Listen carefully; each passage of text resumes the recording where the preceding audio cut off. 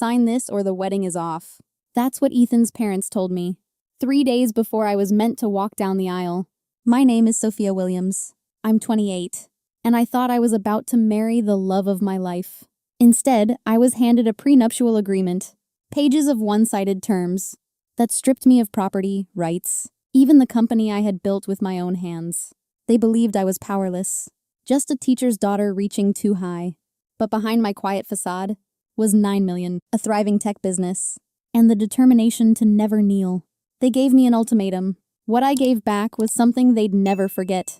I wasn't born with emerald rings or private tutors. I was raised in a brick house on Chicago's west side.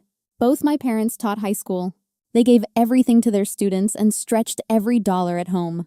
Vacations meant road trips. Back-to-school clothes meant clearance racks. Still, we were rich in values: education, integrity, grit. I learned to outwork everyone. Scholarships were my ticket. All-nighters in the library paid for Northwestern tuition. When my grandfather passed senior year, he left a surprise. 7 million in investments he had built quietly across decades. To the world, he was a modest man in cardigans. To me, he became seed capital for a dream. I started an edtech company in a small apartment, coffee-fueled and code-heavy. By 26, it was valued at 2 million. Yet I lived simply. Practical car, modest apartment, clean lines. I wanted success to speak louder than spectacle. That's why no one, not even Ethan, knew the numbers. Only my parents, my best friend Jenna, and my lawyer Harold. When I met Ethan at a charity gala, I saw warmth, not wealth. He listened. He cared about education. He made me laugh until my ribs ached. And when he proposed, I believed we were equals building something real. But love can't mute whispers forever. At the Blackwood estate, Victoria praised my scholarship with that daggered smile. Richard spoke over me as though I were Ethan's +1. I swallowed the sting, telling myself love was bigger than pride. Planning the wedding, Victoria changed guest lists, flowers, even cakes. Each time I compromised. I told myself details were small. Then came the prenup. 3 days before the vows, they showed me what they thought I was worth. They called it protection. To me, it was erasure. I called Jenna before the crying stopped. They ambushed me, I said. 3 days out, ultimatum at tea. Her rage snapped through the phone.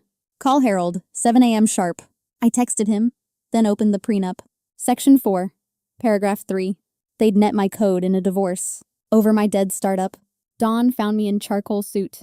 Pearls from Grandpa. Laptop glowing like a war room. Harold arrived, precise and unhurried. He read silently, pen tapping. At page 8, his jaw set. This is aggressively one-sided, he said. Borderline coercive, given the timing. Can we beat it? I asked. We can replace it, he smiled.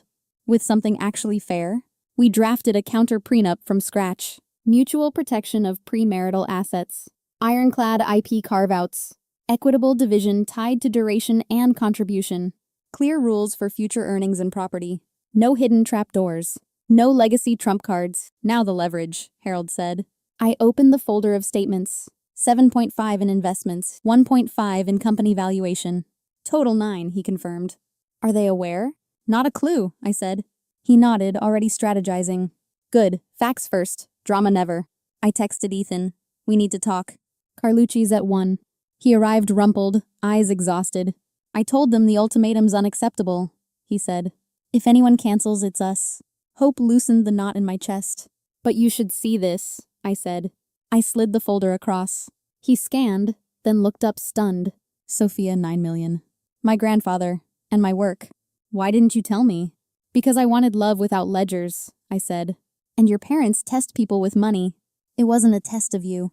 It became a test of them. He breathed out, shame flickering. I should have told you about the prenup. I should have told you the numbers, I said. Transparency starts here. He straightened, lawyer spine returning. What's our play? I placed Harold's document between us. Balanced, precise, non-negotiable fundamentals. We present it tonight, he said. Together. Neutral ground, I added. Lakeview's private room. He nodded. Mom will be late on purpose. Let her, I said. We'll be early on principle. We rehearsed answers between sips of water. No anger. No apologies for boundaries. No debating my worth. If they asked why I hid it, I'd say I chose privacy over performance. If they pushed deadlines, we'd mirror theirs back, politely. Ethan reached for my hand. I choose us, he said. not the family script. Then act like it tonight, I said. Every sentence matters. I messaged Harold. Phase 1 complete. He replied, remember, fairness isn't a concession. I closed the laptop and stood. Fear buzzed. Resolve anchored. Tonight we stop auditioning and start negotiating. Lakeview's private room gleamed like a courtroom. Mahogany table. Crystal light. 4 place settings. Distance measured in inches. We arrived early, calm by design. Sparkling water, untouched. Folders aligned like chess pieces. At 6:17 the door opened. Victoria swept in, burgundy armor flashing. Richard followed, cufflinks catching judgment. Darling, she air-kissed Ethan, ignoring me. What a charming venue for a signature. Please sit, I said evenly. We have things to discuss. They sat opposite, poised. Ethan went first, voice steady. Your document is unacceptable in approach and terms. Richard's brows rose. It's the standard Blackwood agreement. Standard doesn't mean fair, Ethan replied. Nor respectful 3 days before vows. Victoria waved her hand, impatient. This isn't personal, Ethan. It's prudent protection of legacy. I opened my portfolio. Protection matters, when it protects both sides. Richard frowned. That wasn't our arrangement. Plans change when facts surface, I said. I slid a folder forward. Here are the facts. He reached. Lawyer reflex awakening. Numbers stared back. 7.5 in investments. 1.5 in valuation. Total, 9 million. Victoria blinked like a flash misfired. That's impossible, you drive an old Audi. I value substance over theater, I said. My parents are teachers. My grandfather invested quietly. I built the rest. Silence clanged. Richard recalibrated almost audibly. These appear legitimate, he admitted. Why conceal this? Would you have treated me differently? The answer flushed Victoria's cheeks. Ethan steadied the moment. We're presenting an alternative, he said. Balanced protection for both families. I placed the counter prenup down. Premarital assets remain separate. Ironclad IP protections. Equitable division tied to contribution and time. No trapdoors. No legacy trump cards. Richard skimmed, eyes narrowing. Some terms are unusual. Fair, Ethan countered. Unlike your version. Victoria bristled. You sprang this on us publicly. You sprang yours on me privately, I said. 3 days out. With an ultimatum. Richard lifted a palm. We'll need attorney review. Tomorrow, 3 p.m., I said. The wedding is in 2 days. That's hardly sufficient, Victoria hissed. It matched your deadline, I replied. Richard's mouth twitched. Understood, he said. Any changes must preserve balance. Non-negotiable fundamentals, Ethan confirmed. Coercion ends now. Victoria studied me, brittle but honest. I misjudged you, she said. Then we can all improve, I answered. Richard extended a hand. You're formidable. Equal partner, I said. We left before they regrouped. The lake held silver breath. Ethan exhaled. You were magnificent. We were aligned, I said. That's the point. They came for compliance. I delivered capital, counsel, and terms. At 6:12 p.m. sharp, Ethan and I walked into the private dining room at Lakeview Restaurant. The mahogany table gleamed under the chandelier. 4 place settings, ready for a war disguised as dinner. Richard and Victoria swept in late. As expected, all diamonds and disdain. Richard didn't bother with pleasantries. Sophia, 9 a.m. came and went. I trust you've reached a sensible decision. I slid a leather folder across the table. We reviewed your prenup. It was unacceptable. Here's our counter. Victoria laughed softly, the sound sharp as glass. Counter? My dear, you misunderstand. You were to sign, not negotiate.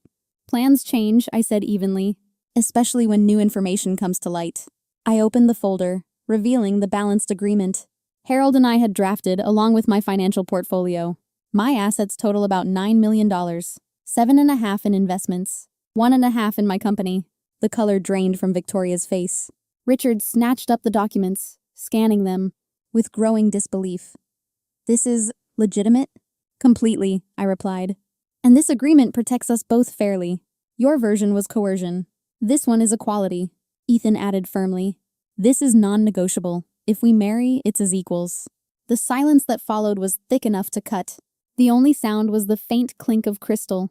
From the next room, laughter from diners, who had no idea a battlefield lay behind this door. Victoria finally found her voice. Why hide this? Why pretend to be less? Because I wanted to be loved for who I am, I answered, not for what's in my bank account. Richard's lawyer's mask slipped into place. We'll need our attorneys to review. You have until tomorrow, I said. The wedding is in 2 days. This ends before then. Victoria's eyes narrowed.